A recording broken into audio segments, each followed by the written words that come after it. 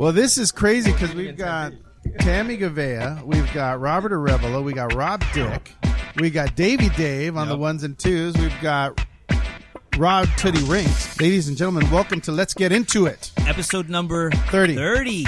Let's intro our special guest, President, GM of Rey Network. Did I get that right? That is correct. All right, cool. And then we have Skip Chaisson, also from Rey Network. Yep. What do you do there, Skip? Chief Creative Officer. This is amazing. We all grew up on Robert Rodriguez.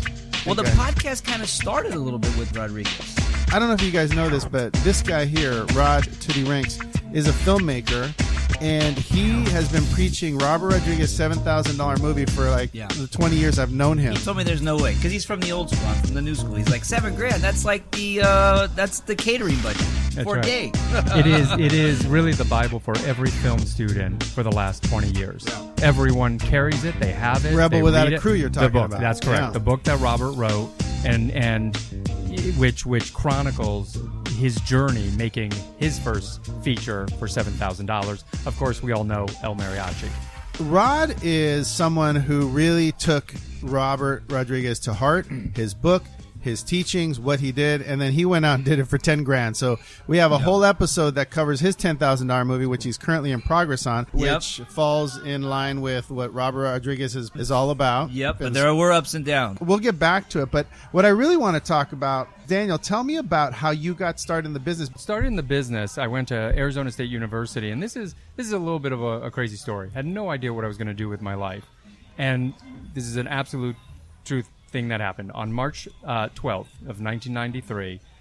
Completely lost, completely trying to figure out what my life was going to be. I just had a very clear vision that I was going to be a producer. I didn't know what that was. I had no education in it. I wasn't really sure, but I had a love for television and I had a love for business. And I knew being a producer could bring those things together like no other job on this planet. And I went into my boss that day, literally 30 minutes after this vision, and I quit my job. And he leaned back and he said, "What are you going to do?" And I said, "I'm going to be a producer." And he was like, "Good luck with that."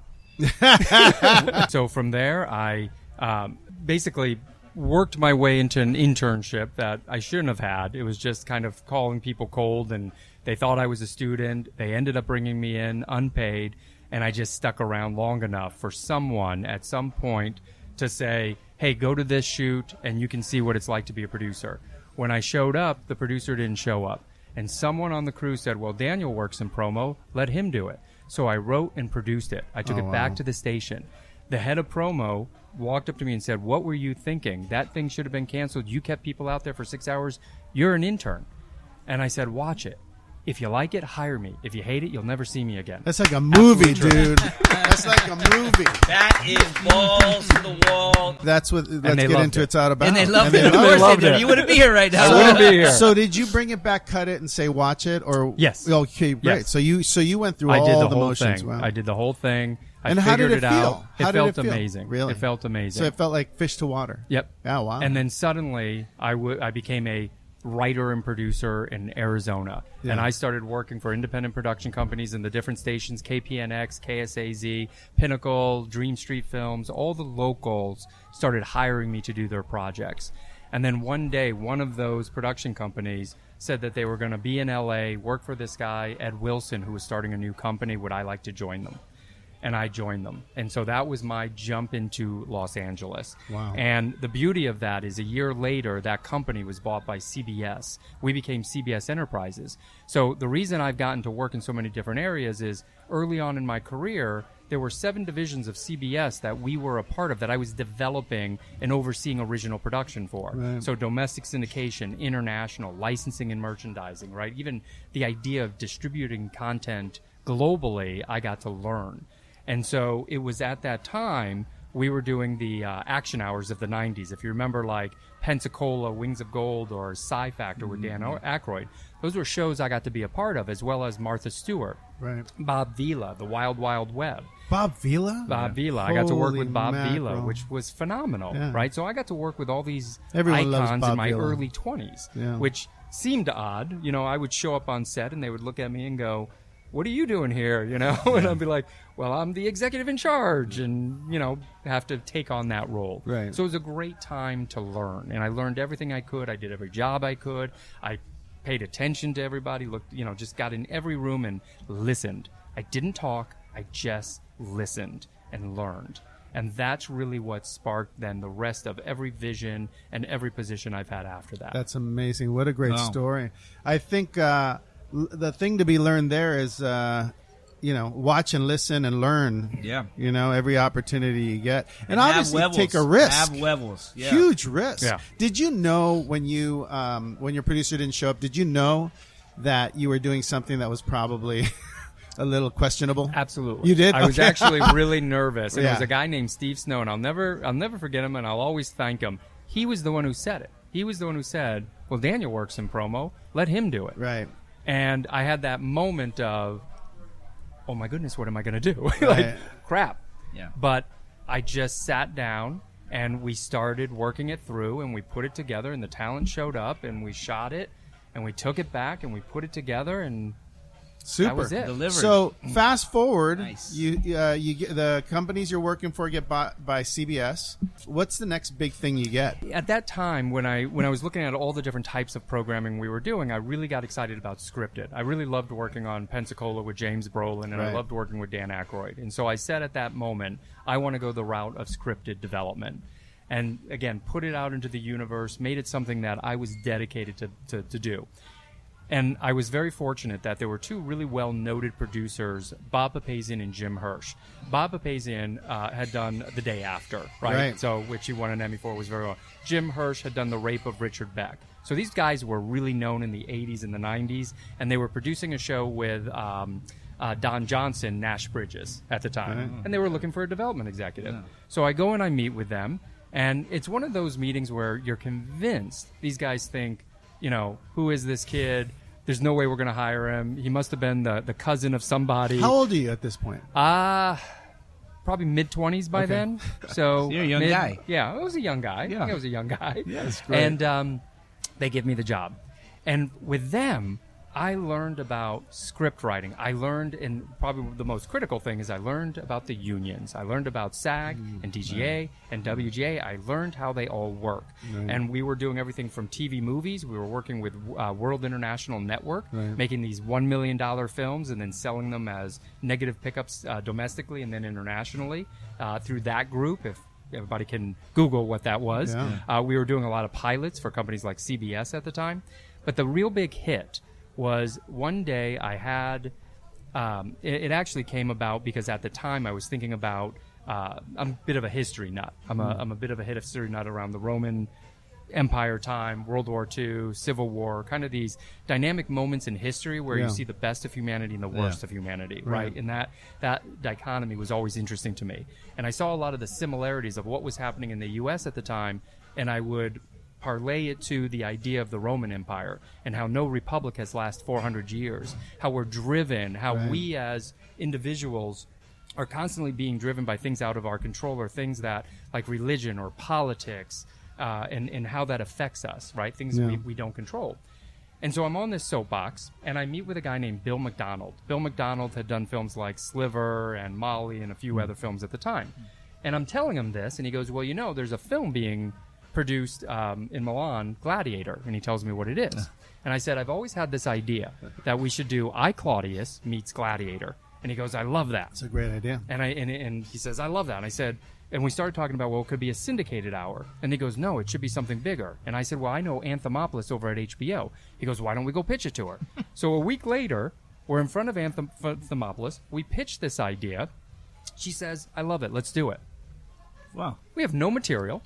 We pitch it. Yeah. And she comes around the desk and she says, if you get John Milius, we're going to green light this. Wow. Bill had done Rough Riders with John Milius. And so we get in Bill's car that day. We drive to Warner Brothers. We go into John Milius's office. And I'm white as a ghost. I'm thinking to myself, I'm standing in front of John Milius. This is weird. We pitch it. John Milius goes, I'm in. John Milius wrote Conan the Barbarian, which Skip told us, Apocalypse Now, Rome, Homefront, Medal of Honor, Rough Riders, Clear and Present Danger, Damn. Geronimo, I mean, The list goes on. what was He's the in. pitch like? What did you guys tell him? It was the same pitch we gave Anthemopoulos. So it was just a good idea. And it was a good idea, but it was Yeah. also, again, it was, if you think about season 1, it was the rise and fall of Caesar, right? But it was from the eyes of the Centurions, the two. And they're the only two that Caesar ever wrote about in his journals, right? So it was that idea, though, of the common man. Right. And that's the connective tissue back to today. Yeah. Right. How is the common man pulled in directions from external forces? Brilliant. That's the idea. Brilliant. Right. So John responded to it. Obviously, Bill did. Anthemopoulos did. But that was the beginning. Right. It had many, and there's books on it and tons of writing, so I won't go into it, but it had plenty of moments where it was dead, and then plenty of moments where it came back to life. Right. Everything from the deal, which took at least 9 months. I remember that very clearly because I had to negotiate it with each one of the parties. But then the development, Bruno Heller, right, who wrote the scripts, having him come on board, working with the executives at HBO. And then, getting into production. There were floods, there were fires, there were changes in producers. I mean, at the time, Bob Papazian and Jim Hirsch both were this, kind of telling me, hey, this probably isn't going to happen. This probably isn't going to happen. Probably ain't going to happen. Yeah, right. And then I have a feeling that you're going to make shit happen. The day, and I remember Jim Hirsch and I standing on the red carpet in 2005 of the premiere, and Jim Hirsch walked up to me and he goes, "Daniel, my boy, you did it. I didn't think it was going to happen, but you did it." So what was the time frame from when you went into the office at HBO? the red About carpet. 5 or 6 years. 5 or 6 Yeah, years. it's 5 or 6 years. And by then, I moved on. I moved on to Fireworks Television, where I got to do things, some more scripted kids programming. And then from there, ended up running the Fox Lab in production for 20th Television. Right. And that's, and that was a whole nother change in my career where I said, okay, I've done scripted. Feel good about that. And for years, by the way, I would tell people, "Oh yeah, I got this thing at HBO called Rome." Yeah. Sure you do. Sure you do. No, I really do. It's going to be big. It's really expensive. Right. And but I just kept kind of moving along while that was going through development and while it was going through production. Right. So unfortunately, I didn't get a chance to play a role in production. Right. Because by the time it went in production around 2003, You're already doing 2004, something else. I was at the Fox Lab. Right. Yeah. But that's how it happens. That's how it happens. But it was still an unbelievable experience. Yeah, I mean, that's the crazy thing, I think, about production. I think everyone here can attest to it, is that things take sometimes a long time to occur. Yeah. You have the deal, you have the writing, you have the development, you have the production. There's lots of stuff that has to happen before something gets done and it gets aired. So You have to be patient and you have to be relentless. Yeah. Right? And those are two kind of interesting qualities. Right. Yeah. And you got to play them right. Right. Because if I've seen it even with me as a buyer or a seller. Sometimes if you push too hard, that could kill a project. Right. Sometimes if you don't push hard enough. So it's got to be timing. It's got to be a great project. So you do Rome. It gets on the red carpet. You go to work at Fox. What happens after Fox? What do you do after that? Well, the thing that I was really happy with at Fox is the idea of running production, and the Fox Lab enabled me to be experimental, right? So we did shows like Classmates and Classmates.com, which technically was the first convergence show on broadcast television. Is right? that based on the website Oh, that yeah. was Classmates, right? So I went and made that deal with Classmates. We ended up making the show. And that was cool. I got on CNN and interviewed for that, bridge. And then, and I think I mentioned this a little bit earlier, in 2003, a buddy of mine brought me a Nokia 6600 back from the UK. It was a video phone. It Right. did not belong in the US. It was not supposed to be in the US. It didn't work in the US. But I was working with AT&T on a deal, and so I asked the guy to have his engineers make it work. And it did. God, that's a movie in itself. Think about that. The guy gets a phone from Europe, and he's like, "Wait a minute here. I see something." Everyone's like, "No, it's all about the flip, the razor." Actually, what was it was a brick phone with a video screen. Yeah. And once the future. AT&T guy saw it, he said, "Wow, now everybody wants this." But I started putting content on it. I started taking our stuff from the Fox Lab, and specifically a really genius manipulated reality. You couldn't tell if it was, scripted or reality, done by a guy named Guy Shalem, and he's a director. He's done a lot of things now. But he created this project called Love and Hate, and I started putting clips of it on the phone, showing it around Fox. And at the time, they were doing some of the first deals with VCast for recut material. So they were taking licensed content, cutting it down to short form episodes, and then the plan was when VCast, which was the video service of Verizon at the time, I remember launched, VCast. it was going to be a part of it. Right. So, but I pitched with them, Verizon, the idea of doing these originals, Sunset Hotel and Love and Hate, and they bought them. So I went and pitched it at dinner, and again, bought in the room. Right. Literally committed the dollars we needed to create both of these first 2 original mobisodes at a dinner at Crush Stations. And so I walked out of there right here in pretty Beverly high. Hills. Yeah. So I walked out of there pretty high, and we started trying to figure out what the user experience was going to be on this device. Because remember, it didn't exist. The 3G network didn't exist at that What year moment. is this again, Daniel? This was 2003 was when I got the phone. Yeah. 2004 is when we started producing the mobisodes. Wow. So the biggest challenge I had was, well, what would the network speeds be, right? What is 3G? What does that look like? What is the real capabilities of the device? How much buffering is the consumer going to have, and how do we eliminate the friction that the consumer is going to have by creating a lightweight video episode, right, that would have low buffering, but you would be able to enjoy a story. Right. And when we looked at it, we came up and we realized that, and we were guessing, but we were playing around with technology, that we could do it for, it was like 584K, right? That was the max. Right. And what that meant from a compression standpoint in video quality is I could have 1 minute of video. That was it. So our stories had to be uninterrupted. 1 minute. That was it. 1 minute, yeah. And so we had to then think about what stories would you create. And a lot of people at the time were thinking, oh, let's just take a 26-minute episode and cut 1 minute. And the answer is no. You can't do because that. it needed to feel like a series, an arc, a series right? Yeah. arc. And so each episode had to have a beginning, middle, and end. Right. And so that's how we started designing the shows. And then that's when 24, the Mobisode 24 came out. And those were the 3 first Mobisodes that launched, I want to say February 15th or 9th, I think it was, of 2005. And that was the revolution. That New York Times article, and that was the beginning of everybody stopping and saying, wait a minute, this is real. Right. And it's funny because I had the same conversation with my boss then at the time. I went into him and I said, I'm going to leave. Yeah. And he knew me for many years, and he said, but you have a great career in television. What are you going to do?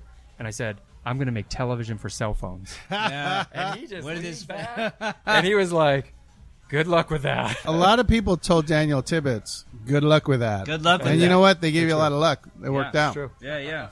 Did you ever see it to be like it is now? Like, no idea. Because more people watch. Oh, really? Absolutely. You Yeah. thought- Because it was after that I went to Go TV. I was recruited by some VCs, Bessemer Ventures and Charles River Capital, who had invested in a technology, a mobile video technology called 1K TV, which was a video player on Sprint. They brought me in to build out their studio. Did you get stock in any of this? Well, Go TV, yes. Oh, yeah. That's We right. sold the company in Go TV 2011. Did it sell to Disney? Did it sell to sold Disney? to a company called Funware out of Boston. Funware.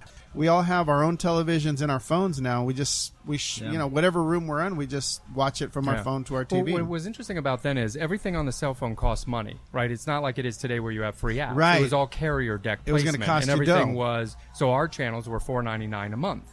And so you would buy Hip Hop Official or Rock on Altitude or, you know, our Laugh Riot comedy channel. We had 21 channels launched, all for, you know, $4.99 a month. And people were willing to pay it because that's how you got it, right? But it was also a different experience. I mean, you're talking about everything from 15 frames a second to 2 frames a second to, you know, it just varied. Did based things on move network. so quickly that kind of became obsolete? Is It that did, what happened? yeah. So the idea of feature phones and porting to 2,000 different devices to have your video, which we had to do, right? We had to figure that out.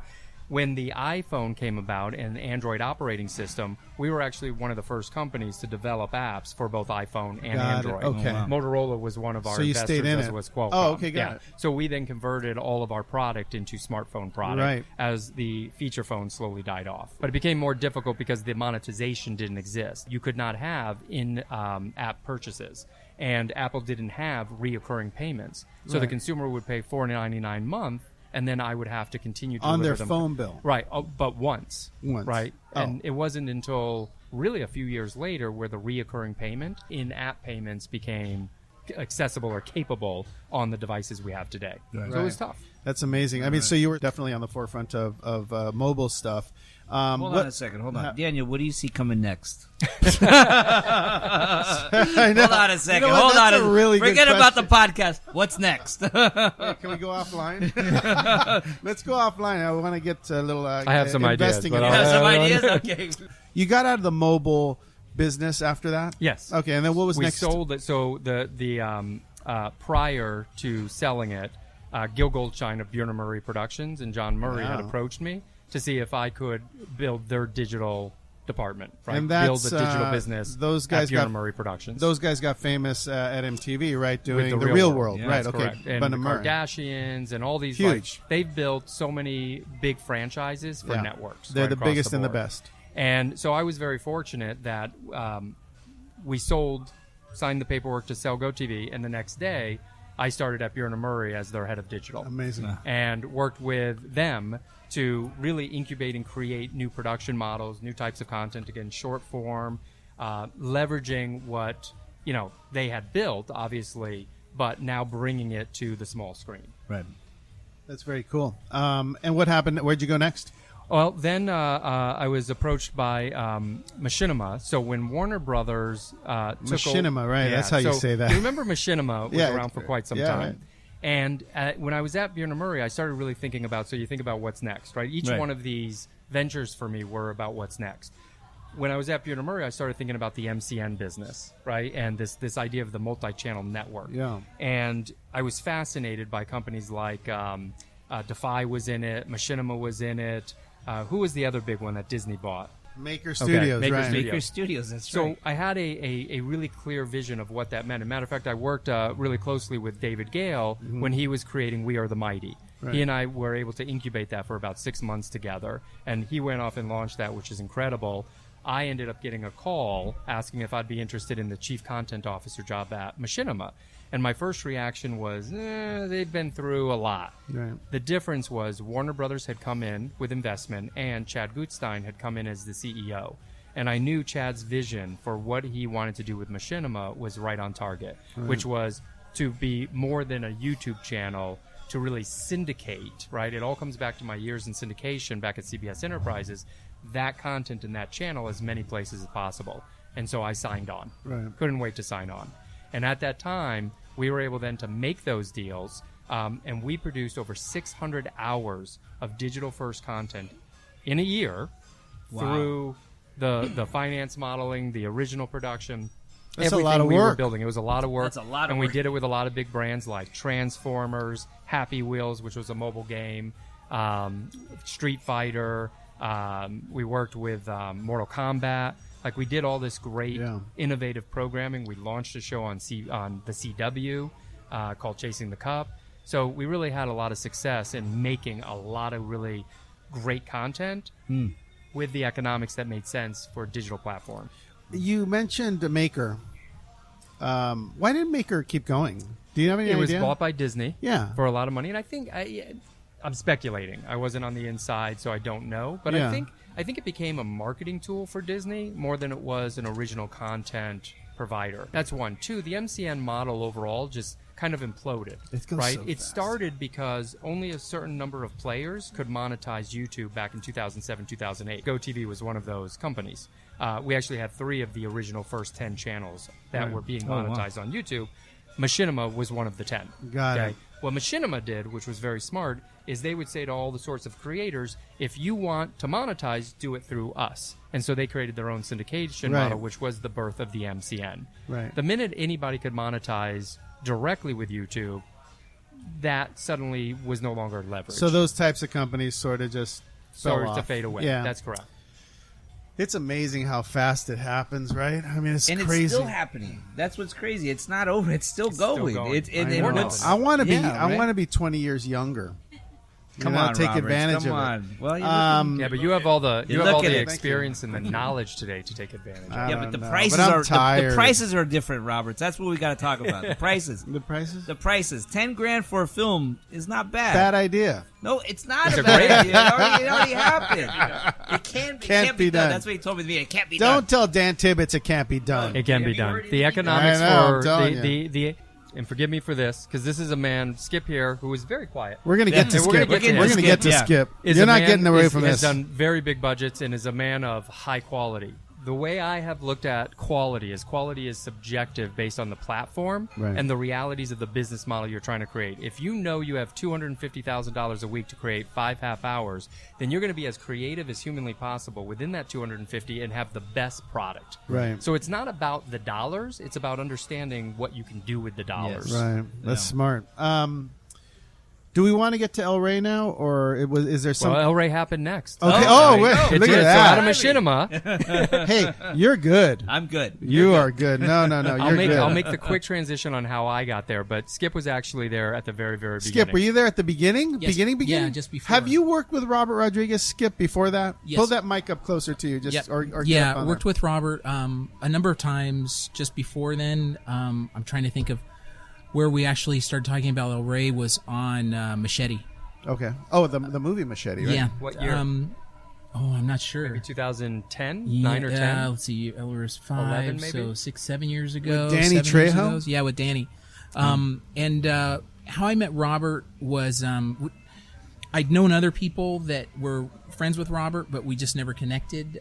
At that time, I was doing a lot of trailer and movie campaigns and working on films and such. So I got a call from Fox saying, "Hey, Robert's got a movie called Machete," and Pardon me, Machete. Machete.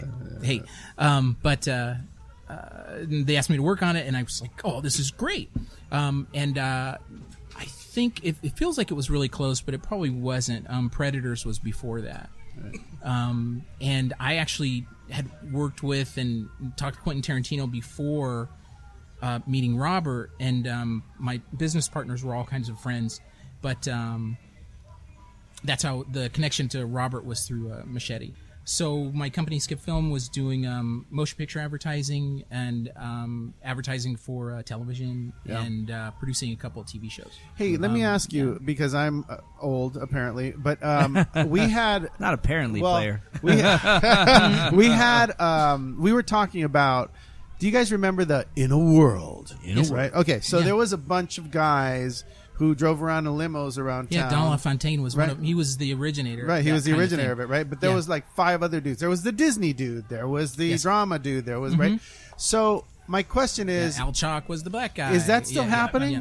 No, Roberts, come on. No, I'm You're- just No, actually not. They're not what's- driving around town anymore. No, well, maybe they drive around town, but mostly what they'll do. Well, a lot of these guys have planes. Oh, they're because they flying make a around lot of town, money. right. See, Robert still thinks they're in like limos. I thought stretch they were like limos, stretch limos from the and- 80s. Helicopters, yeah. Well, No, you do the same thing. It's a good if you can become a narrator. That's a good. But business what to be is in. the new Skip? Tell me, what is the new like? Well, Is it? It's if it's not In a World or In a Land. What is the new version well, of that? the core storytelling has been around forever. Right. So there are different ways to do storytelling, and you're thinking about your particular audience and what the message is that you want to get across. Sometimes that's served through narration, Yeah. and if it's on radio, that's what it is. It's the voice, Right. Along with sound and sound effects and music.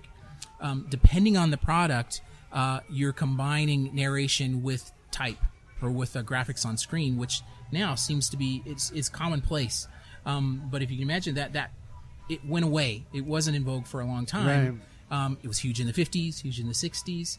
Then it went away.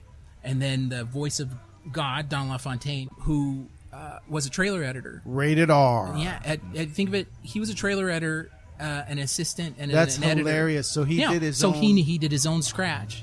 And sounded Paramount great. execs were like, hey, this guy's great. Yeah. And so that's where he went. I love this Yeah, business. That's where we went. So now is it more you're using lines from the movie to motivate your story in a trailer? Yeah, it depends. Well, think of each one is it's motion picture advertising is storytelling. Yeah. So you're telling a beginning, middle, end, kind of an end, Right. And not a quite end, right. cliffhanger, Yeah. for whatever you're doing. So that's the particular storytelling. Even when you're doing a series, it is that same kind of storytelling: a beginning, middle, and kind of an end. Yeah. And depending on what product you have available, so it's the footage or whether you have an entire TV show or one shot or an entire movie at your disposal, then you're telling the story of that particular piece.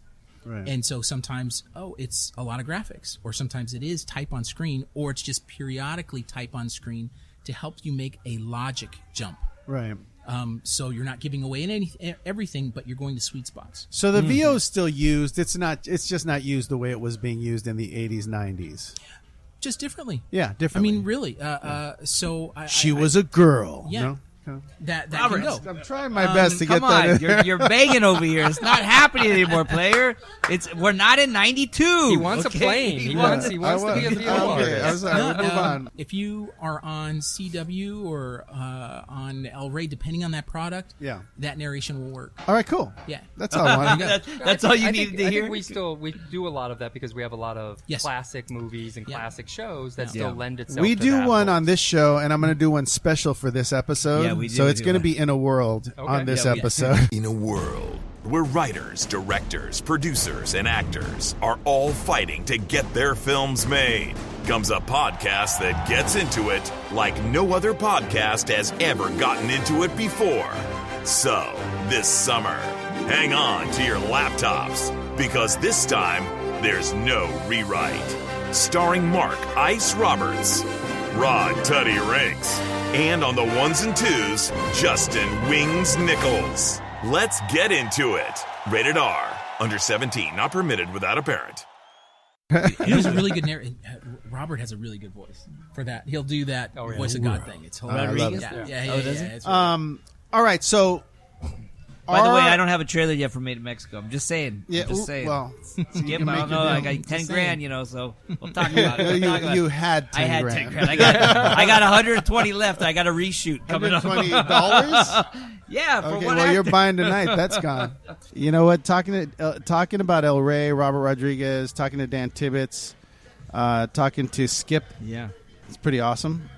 Anyway, I want to do a little sidebar here for a second. Yep. So, Ann Roberts just became the #1 most listened to podcast. What? She surpassed me? She surpassed you. Not by much. I think you guys are close. I'm pretty sure it's within about If it 10. had to be anybody, I'm glad it was It's Ann. within 10. But speaking of Ann Roberts, she's the executive producer of Disney Weddings. Yeah. Her partner, who's also the executive producer, his name is Simon Lithgow. Right. He produced on American Idol, and I was told by a good source that American Idol used extrememusic.com Are you serious? on that show. Yeah. That is awesome. Pretty amazing, right, David? I like that. On American Idol? On American Of all Idol. shows? Right. Well, here's another thing.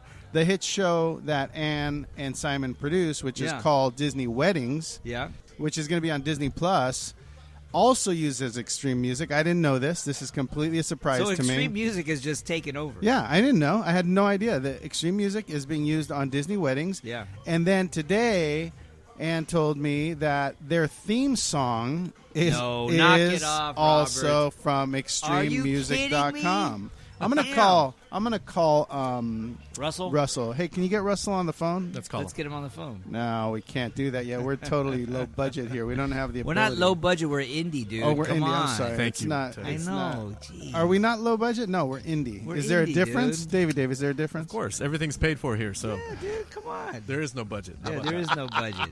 I want to let people know that extrememusic.com showing up all over the place, all over television, and you wouldn't even know it. Anyway, let's get back to Dan and Skip.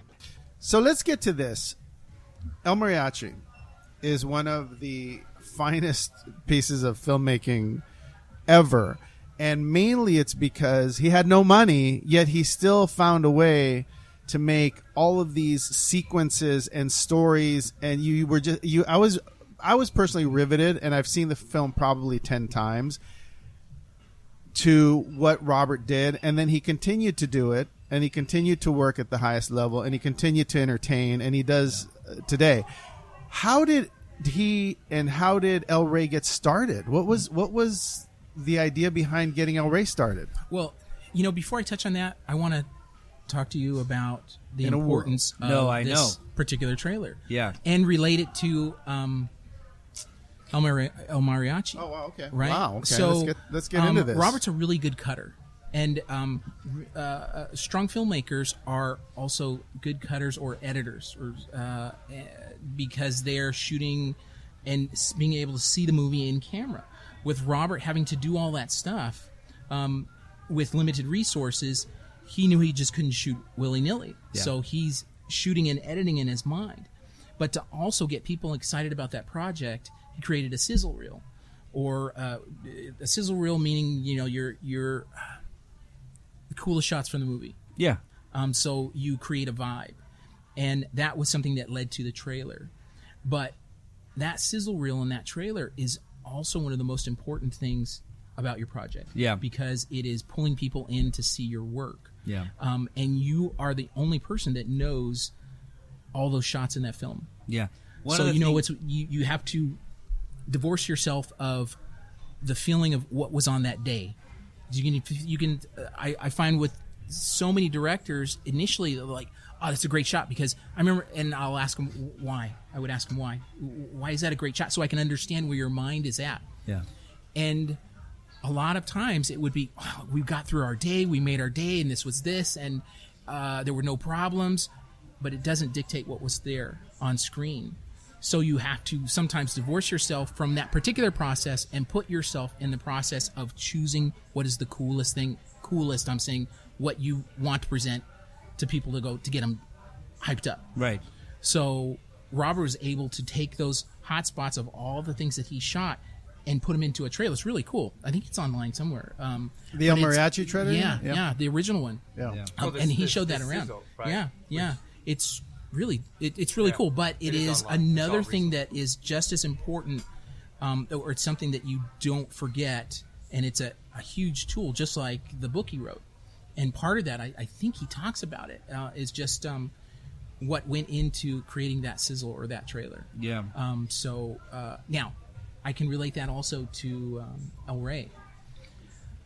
When I'd read about the initiative that was put forth to give channels to make channels available to particular minority groups, and Robert becoming a part of it. Around that time, a really close friend of mine and business partner passed away. I was talking to Robert, and he said, "Dude, let's just get out of Los Angeles and come out to the studio," because he'd been out to mine, but I'd never been out to Troublemaker. And he said, "Let's just get away from all the hype and everything." And so I came out, and we just sat on his Avid and went through a bunch of stuff. He was working on Sin City 2, I think, at the time when I was out there. And so we were just talking about a lot of stuff. He has a lot of kids. I have kids too, and we were just talking about our shared kind of interests: martial arts movies, kung fu movies, lucha, old grindhouse horror, just a lot of stuff that I've often found that movie geeks or fiends just like and gravitate to, because those were things that you could identify with when you were younger, when you maybe couldn't necessarily identify with somebody else. Right. So in that identification, we talked about what our kids were seeing on screen, where we grew up seeing people that didn't necessarily look like us or our friends, but we projected our images on them. We had shared a love of kung fu movies. So those in the 70s and 80s later, those were minorities fighting against an oppression. So good guys versus bad. It comes into comic book stuff with fantastical powers, but with a propensity for good, even though they were anti-heroes. That was stuff that there's so much of that out there that we were interested in, but wanted to share. But connect those things to this thought of representation or misrepresentation or non-representation. Minorities in general, right? Yeah. And so, and it is representation without pushing it for you. It's natural. Yeah. So what we're talking about is natural is, so for instance, in Robert's films, the cast is Hispanic, but they're just naturally so. Yeah. Just naturally so. And the problems are maybe hyper real, but they are universal. So the villains are universal. It's a bad guy, or it's a lady who is in charge and can be the villain or can be the hero, but not objectified. If they are wearing something sexy, it's because they own it. It's not because they're being objectified by someone else. Right. They're in power of their presentation and how they're presenting themselves. So, Skip, did all of that come together, decide on getting business on El Rey? We talked about it, but also taking into account all the things that he had been through, and his experiences with television networks, with movie studios, and with mine, both as producing and creating, but also as a vendor, and seeing where there are holes of efficiency and where you can push that efficiency. At the same time, not sacrificing quality or getting as much quality out of whatever it is you have at your disposal, as much. Right. So he must have agreed with all of that and said, like, well, yeah, we were let's just do it. Bouncing back and forth. It's like, okay, so how can we do it? And that's, Robert's mind is spinning and everything else. And so this was a conversation over a little bit of time. Yeah. And Robert keeps a creative collective around him. And some other people that are there in Austin are his colorist, his sound guy, most notably his poster guy, Kurt Volk, and another guy, Luis. They're shooters, they're directors, they're creative right, left hands, and support. You need that. Yeah, you need that. I think need all that. I've been fortunate enough in my life to be able to be around directors and producers that are looking for that same kind of thing, and so you take those experiences, build on them. Right. So let's go to when the doors open. Yeah, on the launch. So the launch is a soft launch, meaning like we're up, we've got programming on the air. But what happens, and what was unique for El Rey, was we were in production on 2 originals series. Usually shows launch, and it takes them a couple years to go into originals. And what was the first show? Was it scripted originals? Scripted originals. Really Scripted unusual. originals. We're talking about From Dusk Till Dawn. From Dusk Till Dawn was Yeah. was From the Dusk Till first Dawn. show, right? Yeah. Yeah. From Dusk Launched Till some Dawn, big careers, right? Lucha Underground, Lucha at Matador. Careers just jumped off. From And that just page. for our audience, when did El Rey launch? What year? I think 5 years ago. Yeah, well, the soft 5 launch, I years believe, was November, December of 13. Yes. And then the actual launch was, I think, February of 14. Yeah. Yeah, coming up on 6 years. Skip, it's amazing that you've been able to spend so much time with Robert and that you guys have collaborated and talked deeply about all of the things that ended up going into El Rey. And geez, congratulations! That's an incredible it's thing. a real, I think people that are involved in entertainment are just really anything that they are passionate about. There are moments in time where they fall into something. Daniel just talked to fell into something, but saw it and felt it. And that was El Rey. The beginning of El Rey was just something that, wow, I really feel like this is the right thing. But what's really cool about it is not always do people connect. Not always can you meet someone like Robert and connect with them on a creative level. So that's very cool, especially considering he's one of the finest directors and creators of the past couple of decades. So that's awesome. Yeah. And that's been essential to El Rey over the last I could see and a it. half, I almost could 6 years. feel is it. They have those conversations nonstop. Robert is very involved, right? Right. He's involved in every promo. You He's can involved feel in it. every show. He's involved in every decision in regards to creative, and he's a brilliant businessman. Right. And so having somebody like that is not, many times you see celebrities or celebrity directors, They're not more involved. of a figurehead. Right. Right? He's a part of this network. Right. And that's an important part. And so he and Skip and he and Kurt Amazing. and he and Louise, they're always in sync to make sure that the vision and the mission of the company is on screen. Well, that's a terrific team, man. That's very cool. That's out in Texas? Yes, Robert's in Texas now. No, that whole creative team. Are you guys all out there? Are you guys? He's here in LA. split here. I'm here in Los Angeles. Okay. Yeah. What I was going to say was, so promo department happens here in Southern California. But just because it happens here in Southern California doesn't mean it is not connected everywhere else. Daniel's talking about the influence of phones and being able to see things on your phone. so we also Lucha Underground, From Dusk Till Dawn, Matador, the Director's Chair. These are all things that happened overlapping each other. Right. Now, promos and sizzles and stuff on air and stuff on socials all happening at the same time. Right. Robert's also gearing up to direct movies. Yeah. Yeah. So the way we're able to do this is by phone. Right. While So you we're just shooting, send them stuff, and you're like, "Here's what I'm thinking." Hey, check this out. Right. Okay, here's this. We'll post this here. Or if I'm on set, so we're looking at this. If you think of El Rey as just the idea of it is so cool, comes from Robert, which is okay. Well, we can figure out how to do it. We have this much resources. Let's figure out what we can do within those things. And oftentimes, at the beginning, and different times too, is, well, okay, Robert's going to direct the first couple of episodes from Dusk Till Dawn. Right. Wow, what's happening at the same time? Lucha Underground's happening at the same time. Right. Okay, Skip, you're going to direct a couple of things on Lucha Underground. Right. Okay, so this is what's going on here. Kurt, you can handle these things.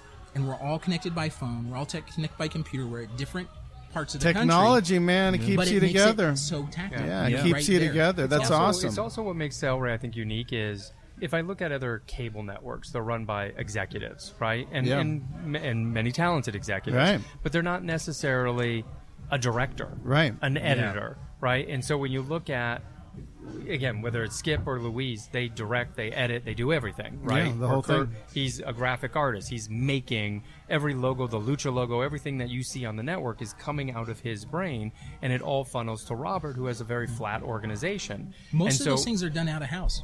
And Yeah. almost every network. at those every things are- network. yeah. But you done guys are in-house connected. You with guys us. are connected by technology. So we That's don't awesome. act like a typical network. No. We act like a creative company. And oh, by the way, we have distribution.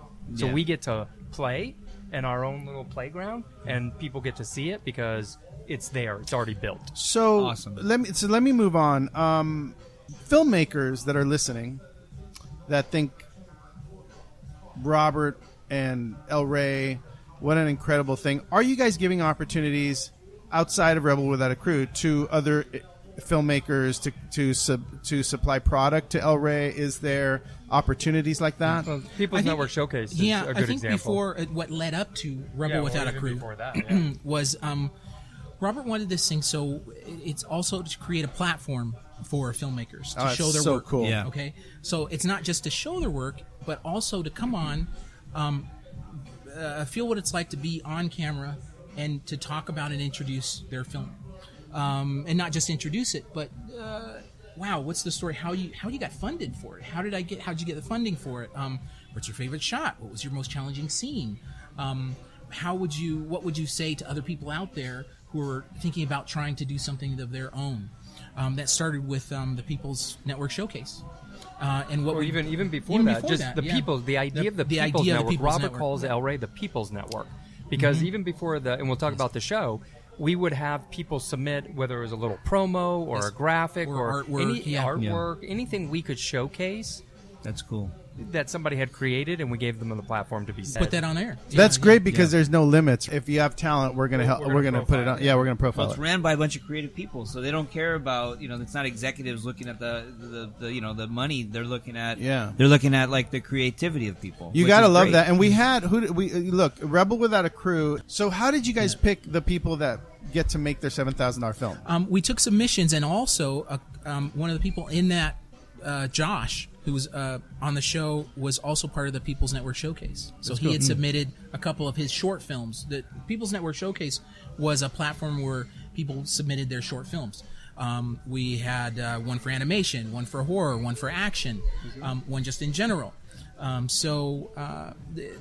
We were already sourcing talent. Oh, good. And the beauty yeah. of the show is you would show their short, and then we would have them come on the show and talk about how they made their film. So they would sit in the director's chair wow. Oh, and be cool. interviewed by Yes, Skip. Exactly. Oh, cool. Yeah, I was going to talk about submissions for Rebel Without a Crew. That was put out on a press release, and I can't remember the crazy numbers. Well, but we just- kind of had to stop around 2000. I heard We got- 2000. Yeah, it was And it was 2000 so- it was in so fast. like Yeah. a week and a half, 2 Right. weeks. Like it was Yeah. really fast. Yeah. Yeah. That's amazing. And Rebel Without a Crew picked how many films to make?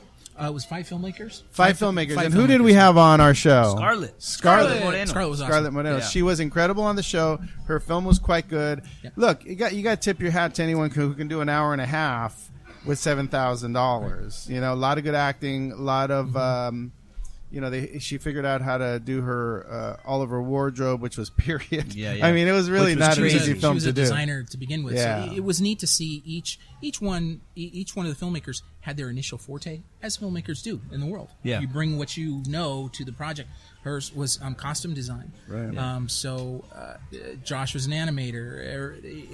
That was kind of the beauty of all the different submissions that we got, is they reflected all the people. Well, let me tell you, we're doing a competition here on Let's Get Into It.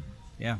We're going to pick one script that's between 5 and 20 pages, and I'm going to raise the money for it right here on the show. Yeah, that's Oh, great. cool. Yeah, Right here, I'm gonna make my calls, and I'm gonna raise the money. It's gonna be about $15,000, Yep. and we're gonna see what happens. And then we'll submit it to El Rey Great. for a potential showing. Yeah. What do you think? All right, cool. So Daniel, how did you get to El Rey? How that actually came about was I had read a Needham white paper, about the valuation of digital media companies and the valuation of cable networks, right? And the disparity between, you had companies like Vice worth $4 billion at Right. the time, right? This is end of 2015. And yet cable networks that have a dual revenue stream, right, a sub fee and ad supported, were much lower. And that perplexed me. Why was that? And here I'm at Machinima, which had a valuation. And so I started thinking, what if you could combine it? What if you could bring digital network, value into basic cable that had a dual revenue stream? And I don't know. I put it out in the universe, and within a week, I got a call from a headhunter who said, "Would you be interested in, the president of El Rey job?" And I said, "Give me 48 hours. I'm going to call you back." Right. Pulled out that white paper, read it again, and I thought to myself, out of all the cable networks, out of everything out in the landscape, there was only one that I believed had the ability to be kind of cross-send from a cable network to really a brand. Right. And that's El Rey, right? Because the brand is so powerful. One, the king, right? Yeah. I am El Rey, Right. So a sense of pride in who you are. That was interesting to me. Of course, Robert Rodriguez. And it was a network targeting and built for U.S. Hispanic audiences, right? Primarily English-speaking U.S. Hispanic audience. Right. So for me, it has been the philosophy of all my programming, which is the belief in this mass niche. Something very specific, a very specific group you're talking to, psychographic, right? Socioeconomics. Think of Machinima. You're a gamer. It Right. doesn't matter your demographic. It doesn't matter if you're 18 or 54. It doesn't matter if you're Latino, African American, or white. You're a gamer. That's how you identify yourself. And El Rey has that same context. I am Right. El Rey, and I can be 18, I can be 54, right? So I called them back and I said, yes, I would like to meet on this. And I'll never forget it. My first meeting with Robert Rodriguez, he was somewhere. They wouldn't tell me where. And I was on a plane to Miami. And I sat in a hotel until somebody came and picked me up. And they started taking me down Key Largo, like Key West, which I had never been. And at a certain point, there's nothing out there. Like, it's pretty desolate. And I'm getting a little nervous. I'm thinking, okay, I don't know where I'm going, but this Wait is a minute, interesting. who was this headhunter? Did I do something wrong? Yeah. And the car pulls off, and there's this old kind of, I don't know if it's a motel or hotel or something. It's kind of got that pink and blue paint.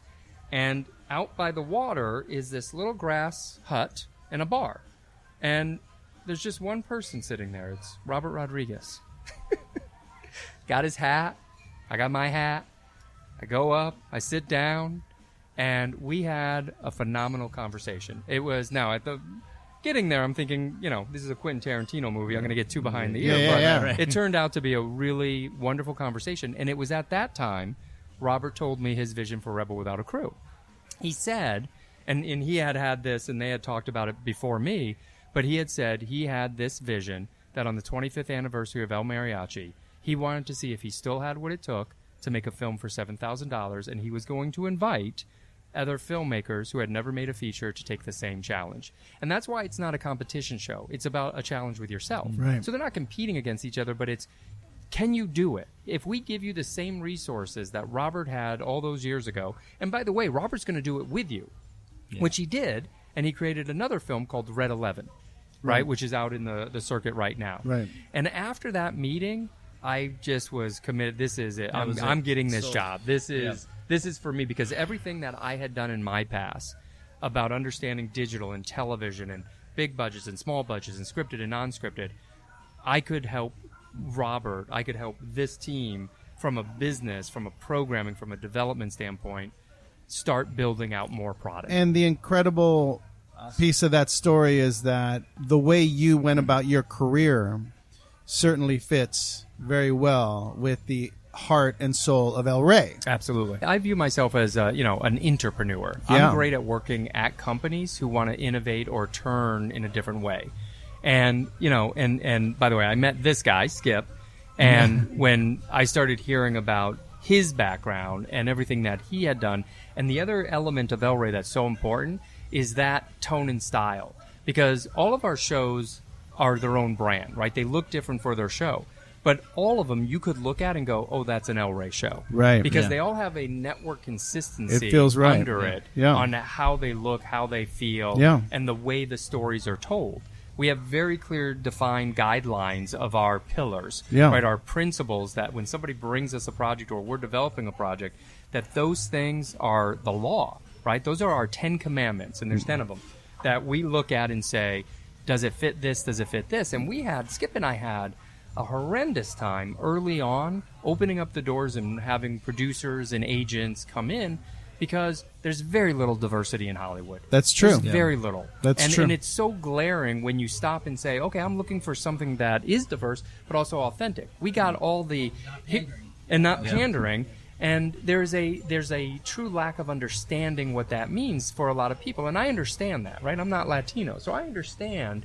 Wait, you're not Latino? I'm not Latino. Stop recording. I know. Sorry about this.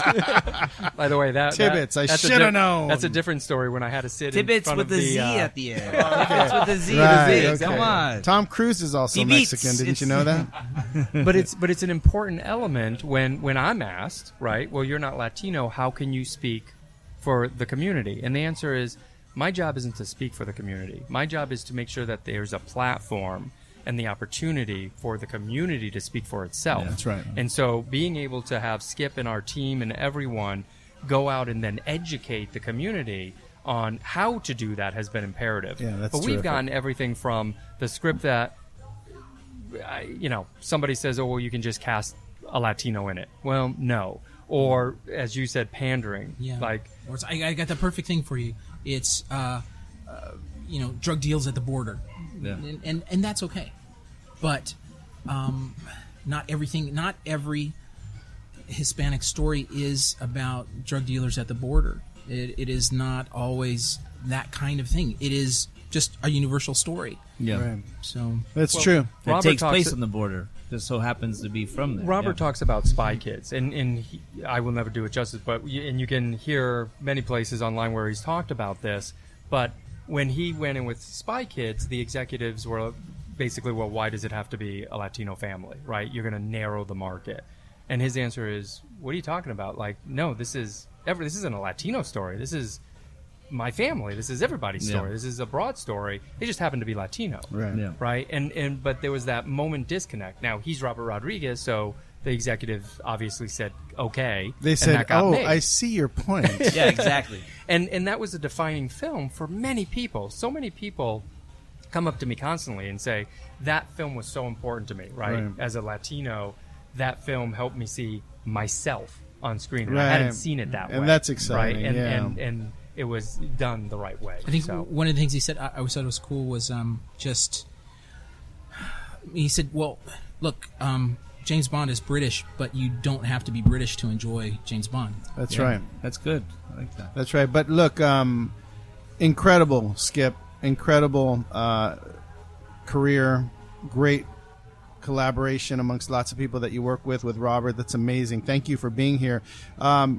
Daniel, what a great story. I mean, thank you for sharing all of that. I know you didn't have to, but it was really great to hear about all, your turns, because I think what it really does, it tells people don't be afraid to take some risks. I mean, look, it could have gone completely wrong for you, right? I mean, things could have not worked out. And I don't know that we heard any of the stories where you failed, but maybe there was some in there that didn't work out so much. There's always failure. Yeah. Right? So every turn is failure, but it's then again, how do you turn it around? How do you turn it It's when I around? like to talk about Rome, and I love talking about Rome because it died. It was dead. It was not coming back 100 times. Right.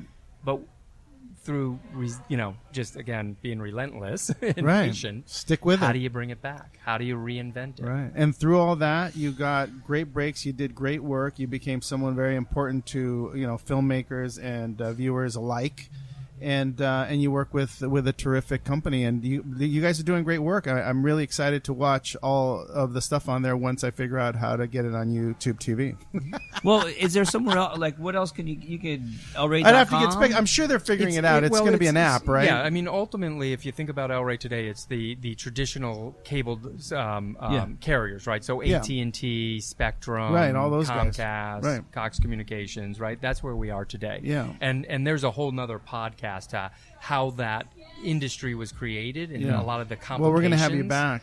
That you have today with trying to take your content and put it other places. Yeah. Right? There's a lot of restrictions. Yeah. And so the answer is, we would love El Rey to be more places, Yeah. but we have certain Yeah. deals and certain restrictions in which And our partners, the carriers, Yeah. who give us the majority of our distribution, that's our business The today. time will come for that. And one last thing, how do you know Tom Beers? Oh, Tom. You know Tom Beers. You guys both know Tom Beers? So I'm an exec producer on Bering Sea Gold. I love that show. Thank God. Bering Sea Gold. Did you guys hear that? Bering Sea Gold. He- Bering Sea well, Gold Under the Ice. And Bering just Sea Gold. and just to give a little context, Tom Beers was the executive producer creator of Deadliest Catch, Storage Road Wars, Ice Road Truckers. Okay, come on. And your documentary. And he executive produced my documentary, Carlos Almaraz Playing with Fire, which Daniel Tibbets, that's where we I met. have, yes. I have seen it. It is brilliant. It is beautiful. Congratulations. I'm He didn't not- have too much to do with it. He just kind of I'm not going to put you on the spot here, but Tom Beers and I are going to be knocking on your door because I think a documentary about an artist that great should probably be showing on LA. I'm just saying. You're just saying. But by the way, I agree. It is the type of program that El Rey does look for. It is exactly on mission, right? Thank you. We are, at the end of the day, it's an escapist entertainment channel, but it's always followed by the mission that Robert created. And Yeah. I think that product has done a beautiful job. It's Thank you. entertaining, it's informing, but it also is really pushing the mission forward. Yeah, well, thank you for saying that. I think that Carlos Almaraz in general had very entrepreneurial spirit, and he was an immigrant, and the guy fought for every little thing that he got, and he was also super talented, and he was one of us. So I hope that works out. I'll get back to you guys. The Hollywood answer is, well, I'll introduce you to my team. Well, I met him. Here's Skip. Yeah. Anyway, guys, thank you so much. Thanks everyone for being here. We had a full house. We'll get to you next time, Tammy. And we'll see you next time on Let's Get Into It. Thanks again. Thank you. Great. Once you get me going, Thanks, buddy. I don't No, stop Skip, talking. thank you.